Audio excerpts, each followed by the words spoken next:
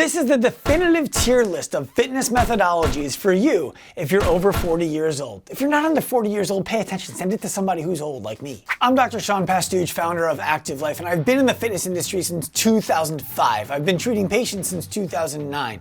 Everything I'm going to talk to you about comes from experience both in the fitness industry and treating patients who came from the fitness industry. You don't want to get hurt. You want to get in the best shape of your life. You want it to be sustainable, so listen up. Let's start with Hyrox, because it seems to be the buzz everywhere right now. Hyrox gets a D. Can you slam a D onto the screen? Fantastic. It gets a D because you're doing something, you're physically active, there's a little bit of strength, there's a little bit of cardio, and there's a lot of camaraderie. But there's not enough strength. The cardio is repetitive, and everything that you're doing every single time is the same. It's a known test. So you're gonna get really good at doing a Hyrox race, but you're not gonna get really good at doing anything else. And doing a Hyrox race doesn't necessarily give you the physiological things that you want to have changed in your real life. Also, just my opinion, 10 years from now, Hyrox won't be a thing. It'll be gone. So, not that sustainable. Hyrox, D. What about running? Like just running, without a race, without a score, without anything except you and the road and your sneakers. Well, there are some advantages to running. VO2 max is gonna go up. It's extremely accessible. I mean, all you need is a pair of sneakers, or if you're a weirdo like me, you don't even need shoes. It develops grit, because grit comes from you going outside when it's not nice out and doing the thing that's uncomfortable to do. Also, is good for bone density development. Running can happen today. You can walk outside your front door, run to the end of the block, and come back and call it a thing. And then over time, you can lengthen that out. So it's very accessible to a large group of people. Those are the advantages. Let's talk about the negatives of running. Tendon decay is going to be a thing because you're doing a ton of reps. Overuse injuries are extremely common. Achilles, plantar fascia, and knee are going to be the most common. After that is going to be your low back could become problematic, and hips maybe, but far less common.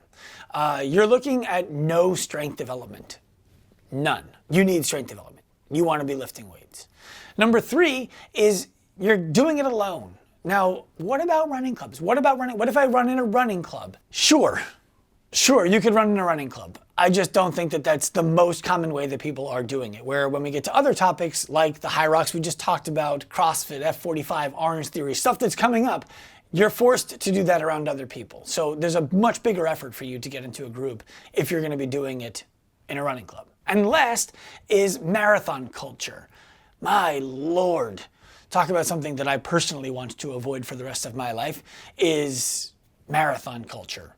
It's just, how do I best describe marathon culture? It's great. It's not great. It's not great. I mean, everyone's got to come out and cheer for you because you ran far. Stop it. Stop it right now. I guess I don't hate marathon culture, but I threw that on there. Running gets a C. You pass. Let's talk about the opposite of running. Bodybuilding. Let's go, baby. Let's go. I don't know if you can tell, but I'm a bodybuilder. You're gonna build really good lean muscle. You're gonna build bone density, so I guess I'm wrong about what I just said. This is hard, people. Putting content together is hard. That's why I have a computer here for notes, and I should check it more often. You're gonna increase your muscle mass, the tempo helps your tendons, and recovery is built in with your splits. So if you're on a really good bodybuilding program, all of those things are going to be true. The negatives, it's very one-dimensional. It requires integration. So what that means is you can build a lot of lean muscle mass but still be completely non-functional. We've all seen bodybuilders shoot a basketball. Come on, bro. I'm late for my shooting, man. Hey, yo, bro, what you doing? It's usually terrible. Maybe you've seen a wrestler shoot a basketball. No offense, wrestlers. I don't need double leg takedowns in the street, but you're not the best at shooting a basketball. And I'm not saying basketball is a high level, measure of fitness. I'm just describing that it's like you should be able to do it without looking like you just had a spasm. The last negative for bodybuilding is supplement marketing. You're gonna be hit with ads from companies that are selling bullshit in a jar, but some of them will dehydrate that bullshit so that you can just dry scoop it into your mouth. Now, I have one caveat for you. The bodybuilding that I'm about to grade is without gear. So what that means is we're talking about bodybuilding for the regular person who walks into the gym to build muscle. That gets a B. If you're gonna get into competitive bodybuilding, where you're gonna start shooting steroids up your butt and all that kind of stuff, now we're talking about F grade stuff, because that is not sustainable. You're not doing that long term. And if you've ever seen the documentaries of old damaged bodybuilders, it is not where you want to go, and you're very unlikely to make any money along the way unless somebody wants your ass on their Instagram scooping their protein or their dry bullshit into your mouth. Oh, really? Bodybuilding gets a B.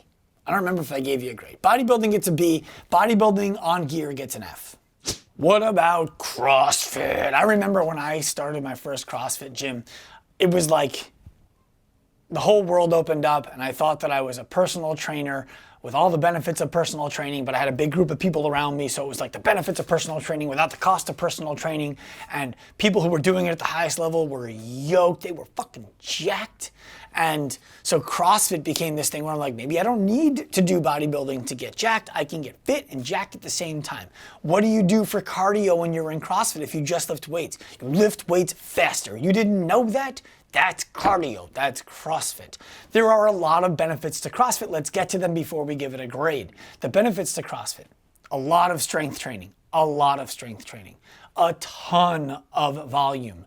That's also going to be in the negative category, but there's a ton of volume. You are doing a lot of reps. There's a fair amount of skill development, which has its drawbacks if you're looking for just mindless fitness, but it also has its benefits if you're looking for some mind to body coordination. Like dancing will give you a Sudoku puzzle without breaking a sweat, but CrossFit has that. And that's some of the benefit of the movements that also expose people to injury in CrossFit. We'll get to that. The high intensity is really good. It's very easily scaled. You really can take any movement in a CrossFit gym and replace it with something else to make it easier or more appropriate for the person who's in that gym, you. So all of those are the positives of CrossFit. The community inside of a given gym. The community of CrossFit is a dumpster fire full of dead animals and human feces. But the community within your gym, it can be really excellent and it can be really inspiring. That's a huge benefit. Now, the negatives of CrossFit, it's confusing because it's a sport, it's a brand, it's a methodology, and it's your local business. So what are we actually talking about here? Let's focus on the methodology and don't get distracted by all the other stuff if you get into it. You don't want to be the person who says, I show up at the gym, I take 4 Advil, and then I can do my CrossFit workout, look how fit I am. You're not fit. You're on Advil so that you can do the thing. That's the opposite of being fit. Often, the coaching in those gyms is god-awful.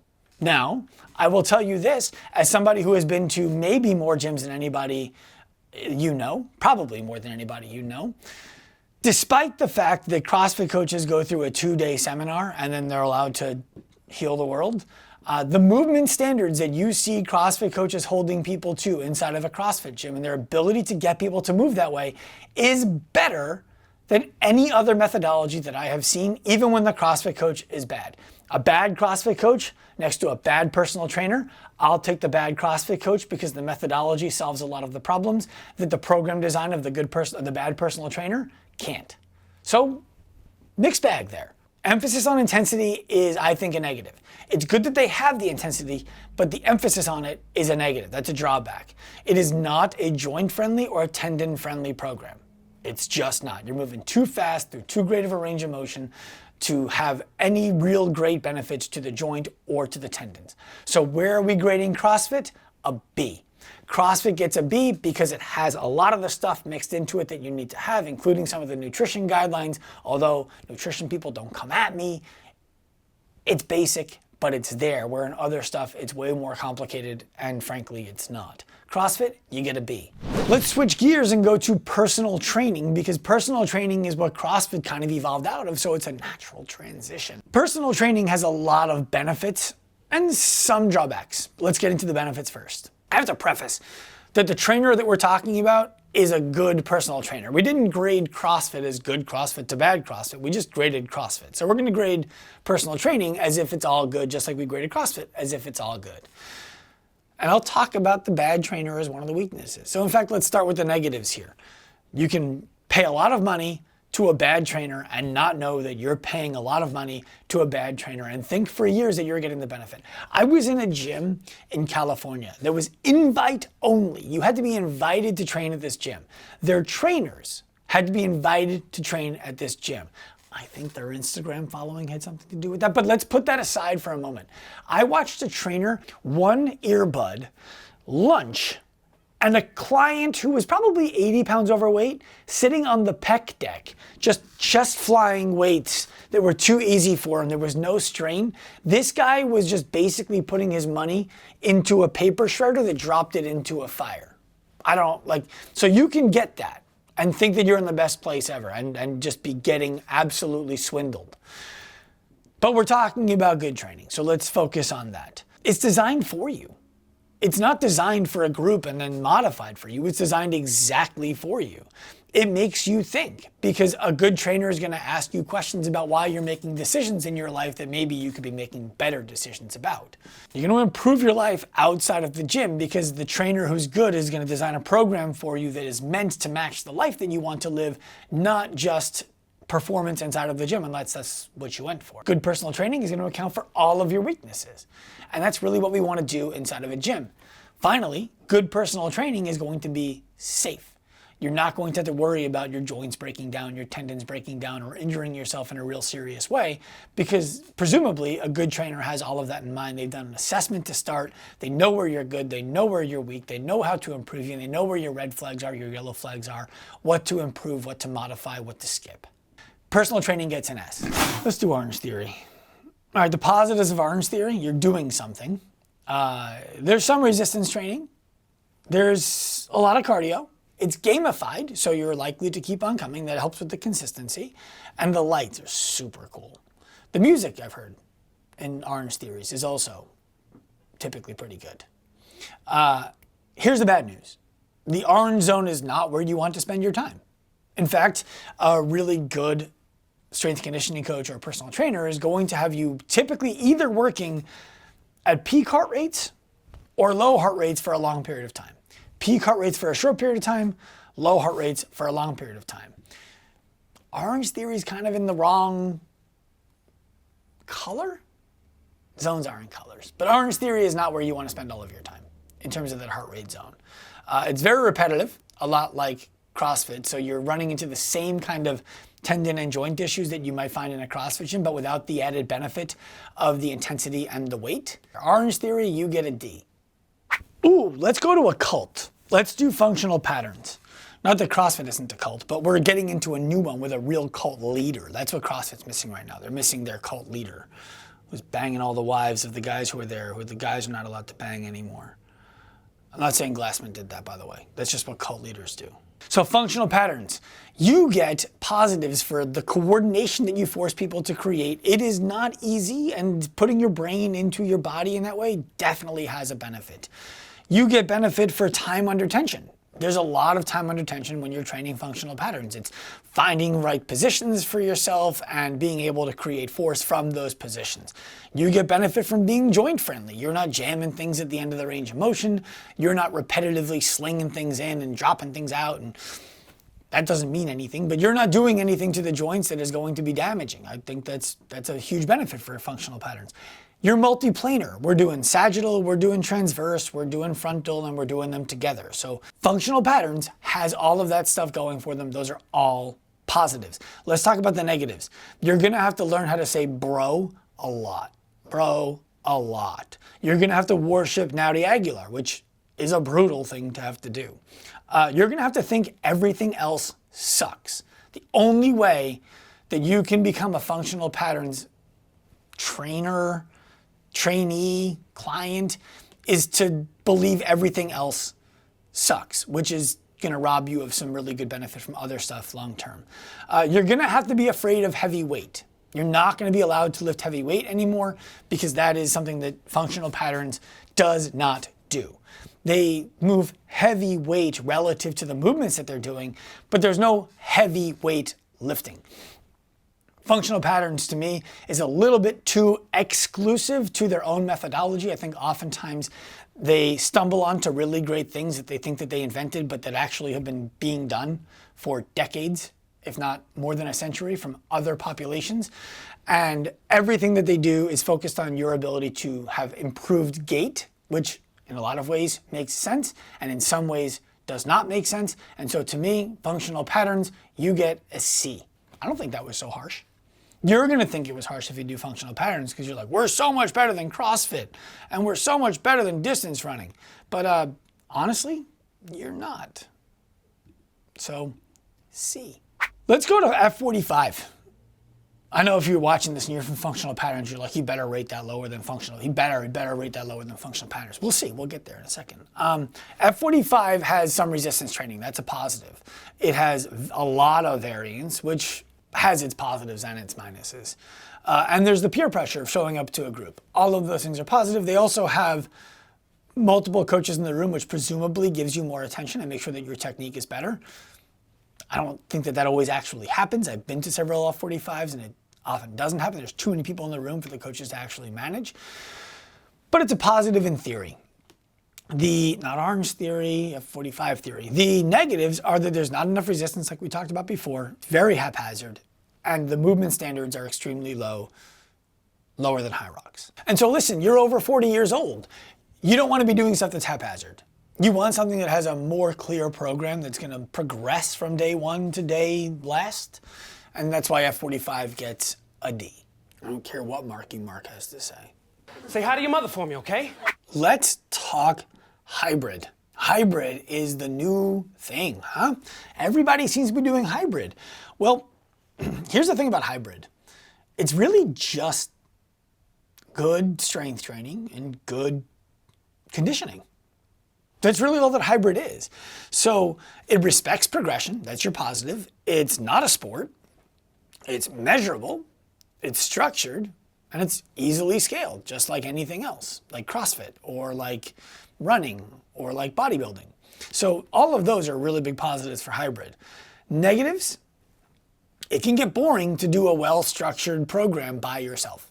Even if you have a training partner, we did 8 reps last week. This week we're going for 9. That can get tiring. It can get boring, monotonous, and you got to be really disciplined to what you're trying to accomplish to want to do that week after week. You have to be ready to say that you're a hybrid athlete when really you're just doing good strength and conditioning and everybody thinks you're really annoying.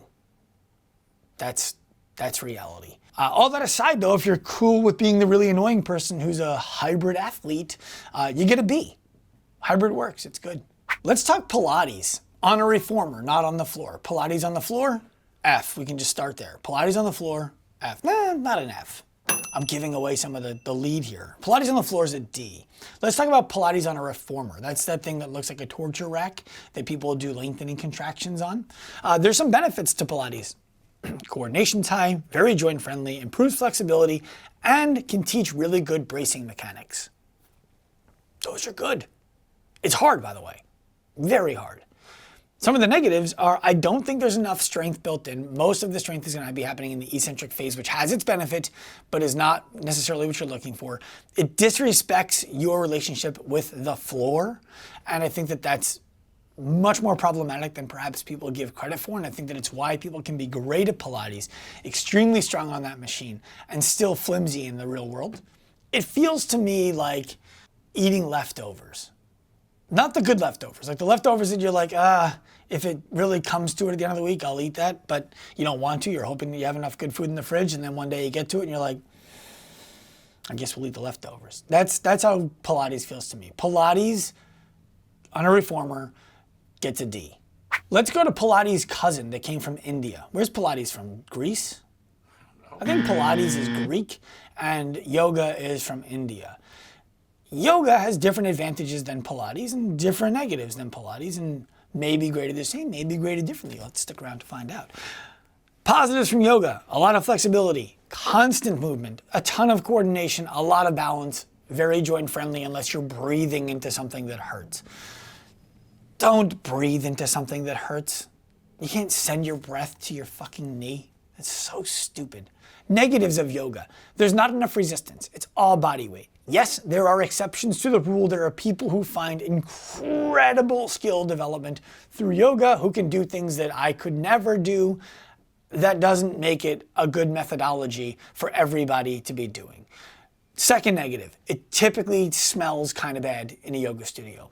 Don't come at me, it's the truth. 3, you're gonna have to eat a bunch of lentils. I don't know if that's actually like industry standard, but I share a bathroom with a yoga studio and I'm fairly certain that's what's going on in there. And then last is by doing yoga, you're essentially declaring a political party affiliation. And power to you. I don't care which political party you're affiliated with, but we all know yoga has one. You think you just fell out of a coconut tree? Yoga gets a C. Let's talk cardio kickboxing, cardio boxing, any kind of cardio combat.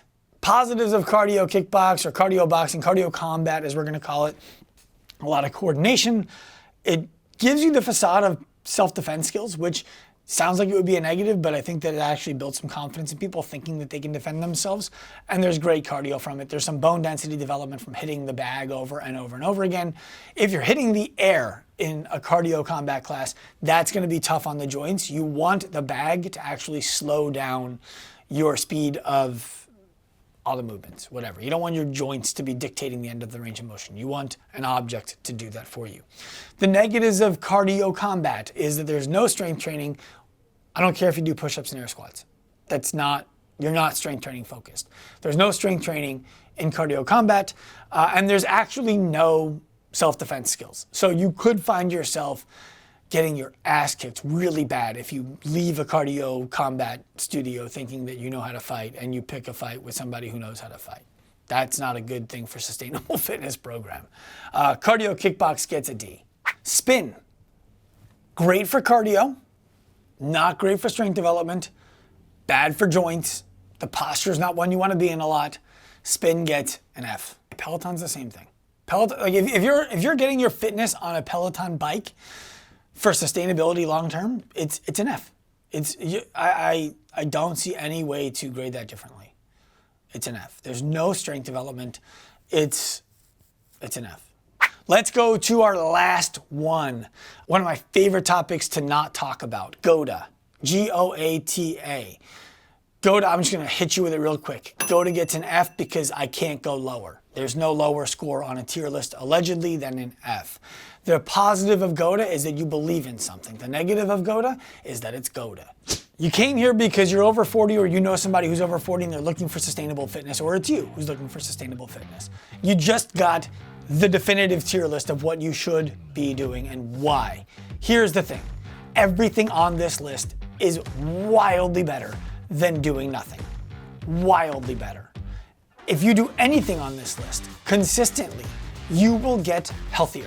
You will build more fitness, you will have more longevity, presumably, you will be better for it. So if you like something on this list that I gave a low grade, push it to the side, keep doing it.